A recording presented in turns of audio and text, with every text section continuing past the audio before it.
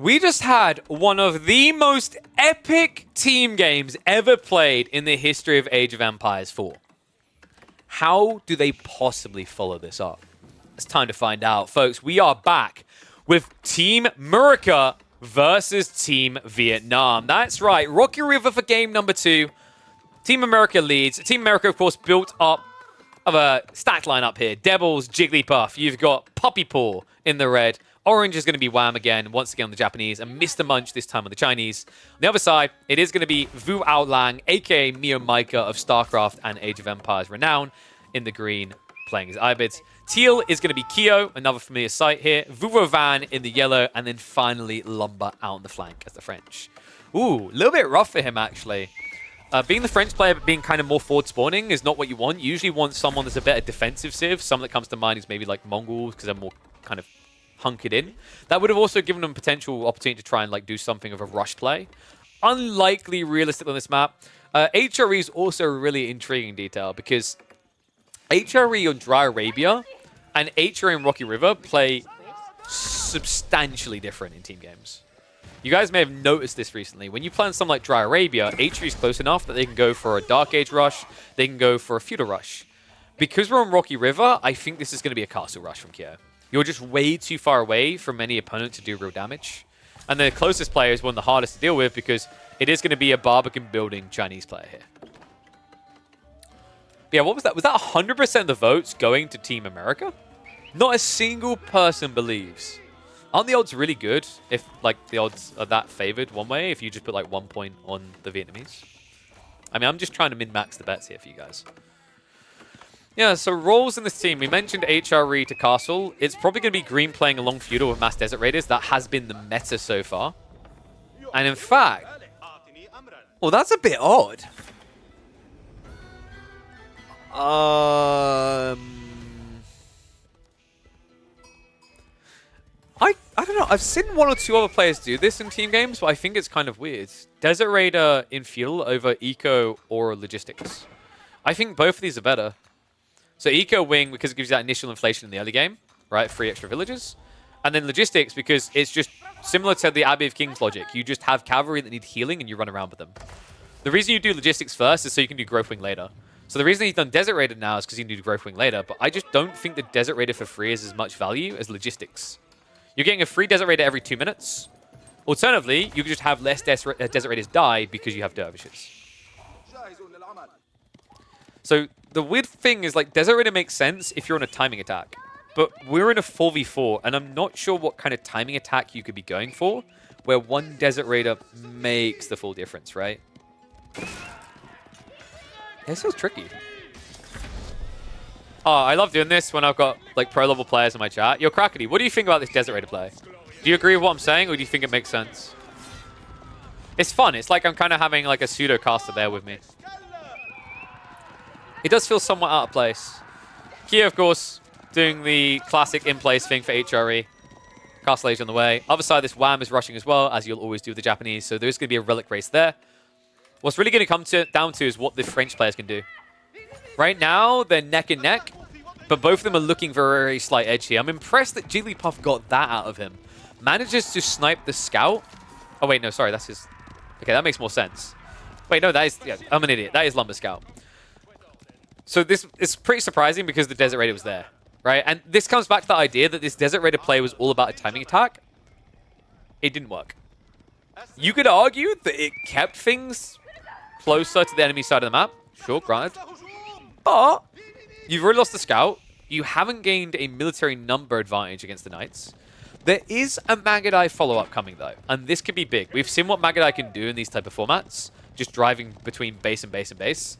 And also, against mass cavalry, Magadai do have the ability to stay ahead and away from you.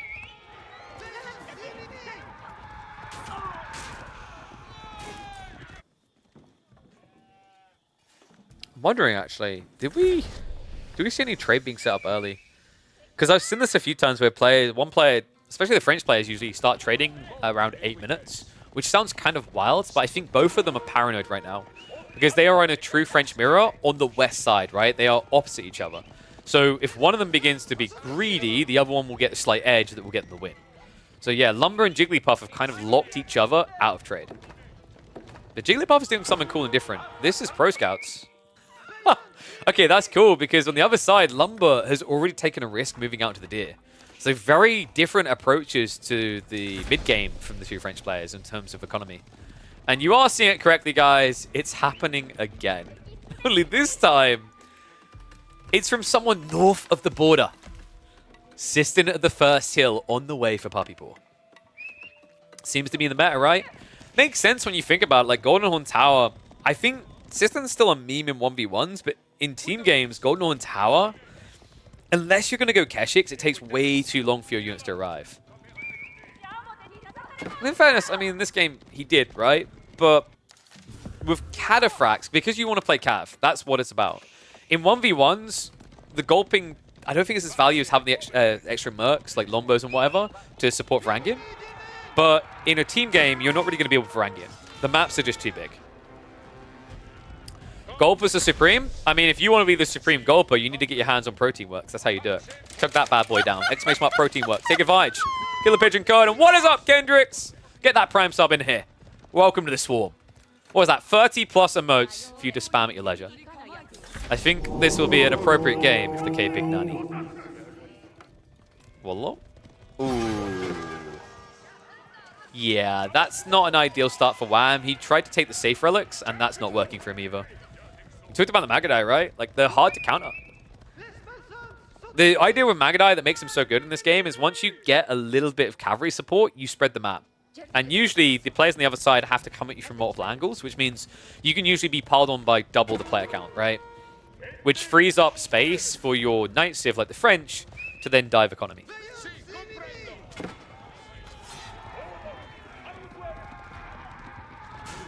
Sandwich attempt is not going to work out there. Looks like Jigglypuff not going to take the bait.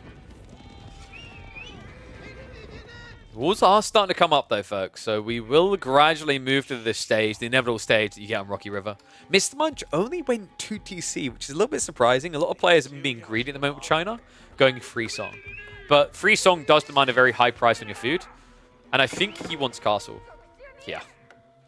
You don't want to be spamming Zhug here. The problem with Zhug is like you just won't be able to catch anything. So you want to be able to get into Castle Age and build Lancers, because your only real point of value as China in Cavalry Wars is that you can be ahead of most civs on Age. Green. Ooh. So that's the strategy. Not even the Growth Wing. It's 5 Atabegs. Wait, this is just continuous Desert Raider spam. That's kind of sick. I love that, because usually the problem we see is we've seen a lot of Atabegs in Feudal Age into Mass Desert Raiders, but the problem is it just kind of fizzles out. It's not that potent.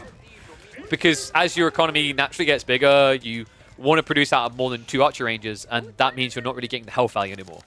5 archery ranges worth of production is kind of wild. Cool play. We'll see if it pays off. Royal Institute is coming in on the other side as Texas is starting to come through. All of Team America are already in Castle Age. Kyo, he's going all the way up into Imperial. So that will give them the eco-inflation they're looking for, because they're lacking that right now. Right? Because like logic is H3 comes in on a delay. Meanwhile, on the other side, China starts doing it very early on. Zhug are going to be able to find the Magadai as well, so we're going to pull them down. In fact, one big problem here is Vivavan's Magadai count is quite underwhelming. He went 2 TC. That's really dangerous up against the Japanese like this, because Japan already has what they want. They're in castle, they're going to build Onimusha, and now they're going to start approaching your side of the map. What happens when they arrive? Do you have mass Magadai to scare them away? Or do you all of a sudden just start losing teammates to the ranged Onimusha? In theory, you should be safe because of the Desert Raider spam, right? And I think that's what they're leaning on hard, is the fact that Ayyubids feels really good in this matchup. Ayyubids counters the French, they counter the Japanese, and they do a really good job of invalidating this mass Cataphract Keshik build from Puppy Paw. This is why I've been saying the Middle Eastern civs are low-key busted in Team Sangs. We mentioned Abbasids before because they eco-inflate, and they play a really strong army of Feudal. Whereas the Ayyubids, it's not as much about immediately eco-inflating. It's just the fact that Desert Raiders are so good at trading in the early phases of the game, and they're units that scale really well into the late game.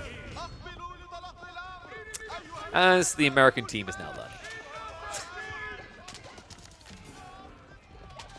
Cataphract's just trying to ride far, far away here.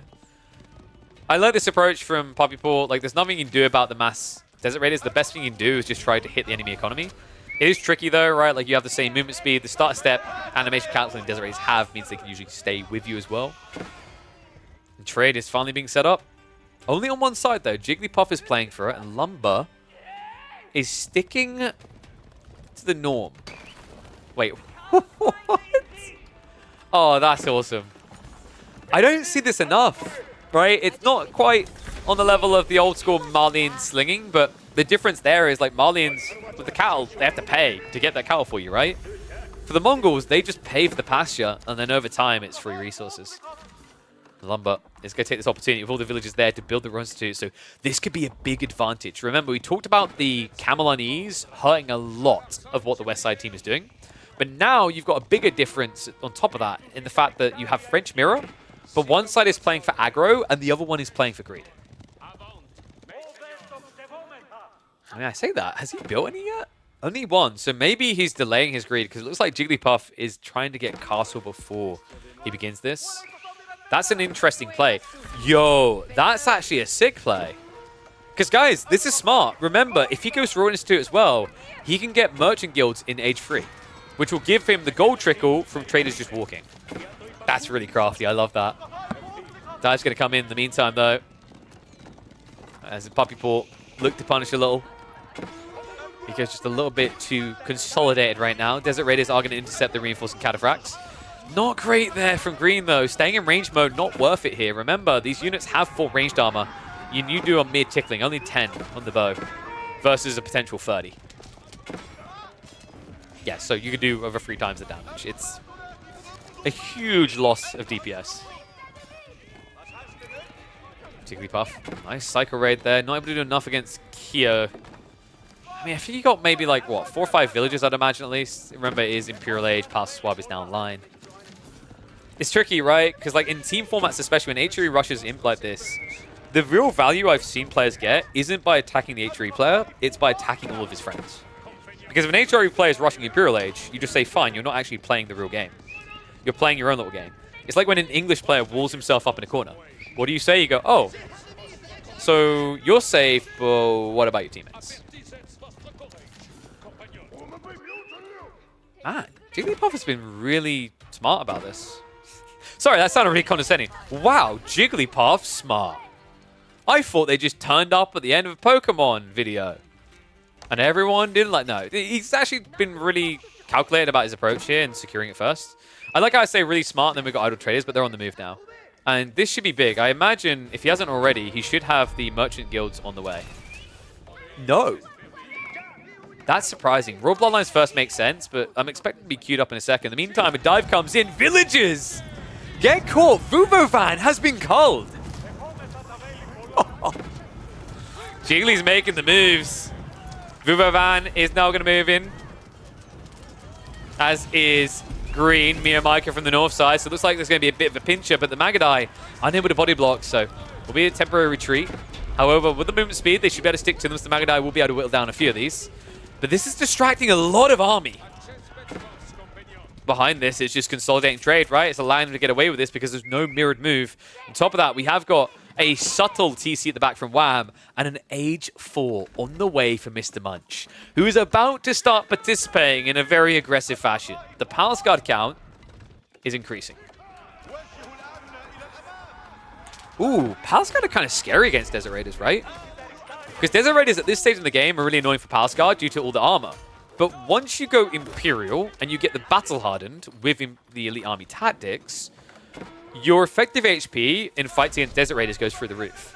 And with Yuan Dynasty, they can't kite you with range form. They have to commit to melee.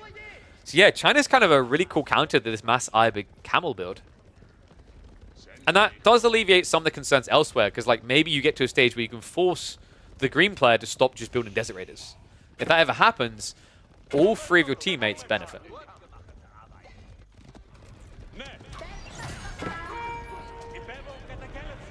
Pretty sure farms have the worst gather rate. They buff berries, right? So I think it's close. Berries might be slightly worse still. I'll have to double check the numbers.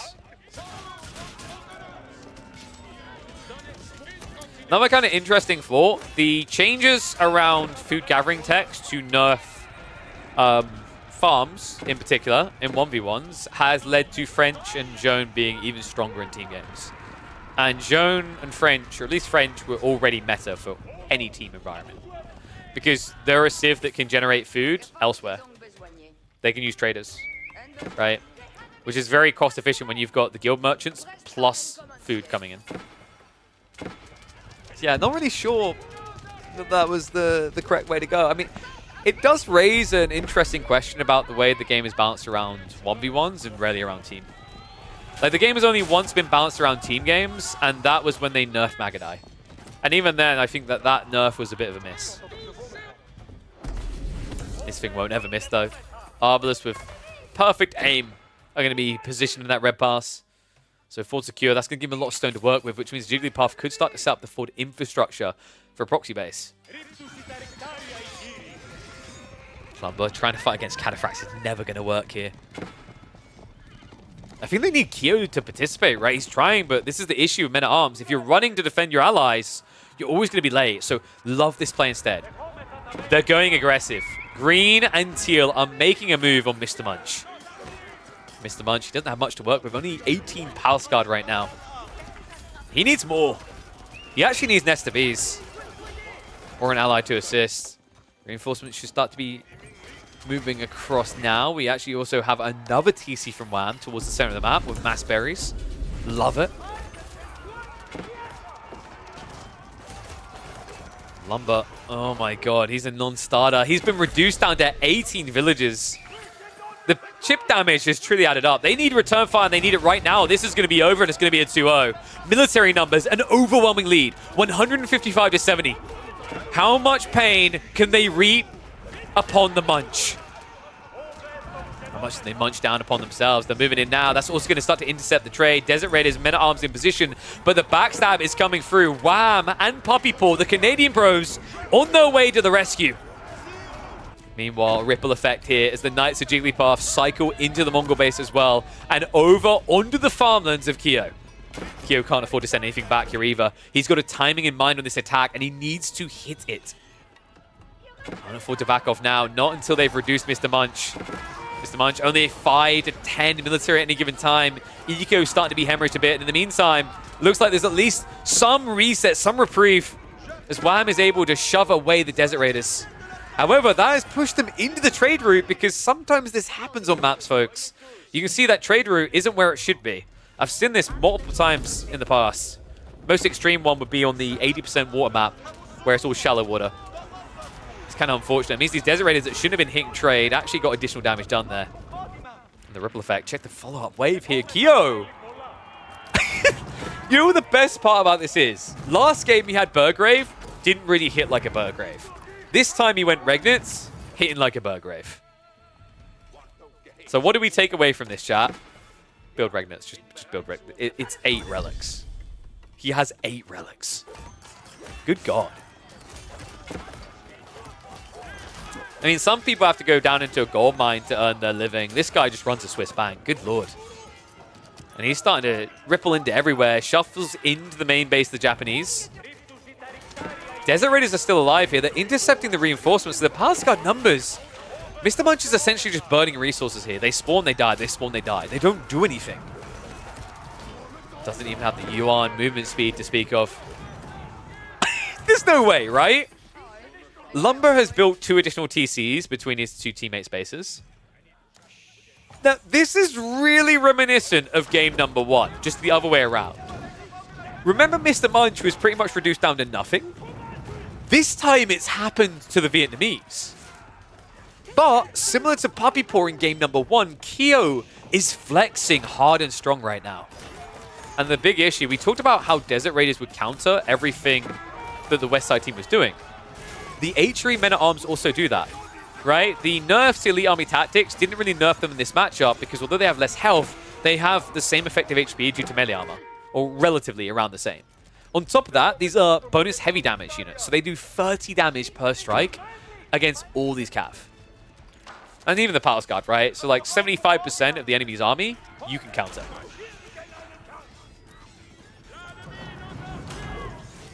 This is getting out of control.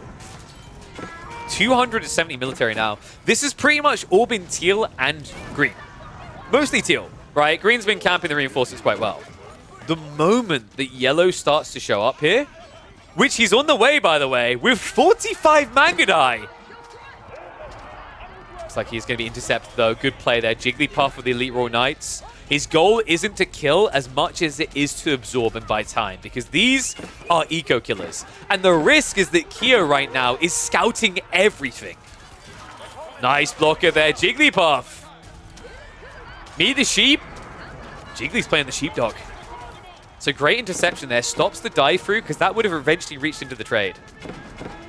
Vuvavan, big mistake being made here. He's standing still. What?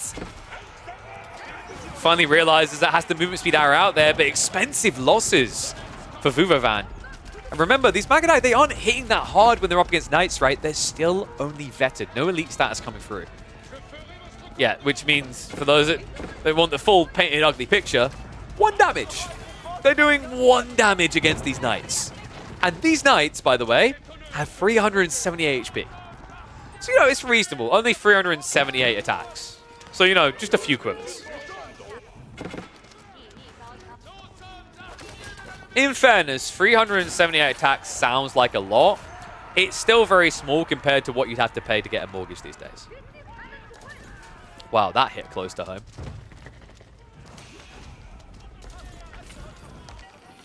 Shout out to the viewer that's renting a tent in the middle of someone's apartment in London.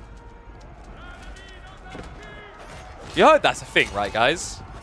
Like, I don't know if people were still doing that. They were doing it before. They were basically setting up a tent in their living room and renting it on Airbnb.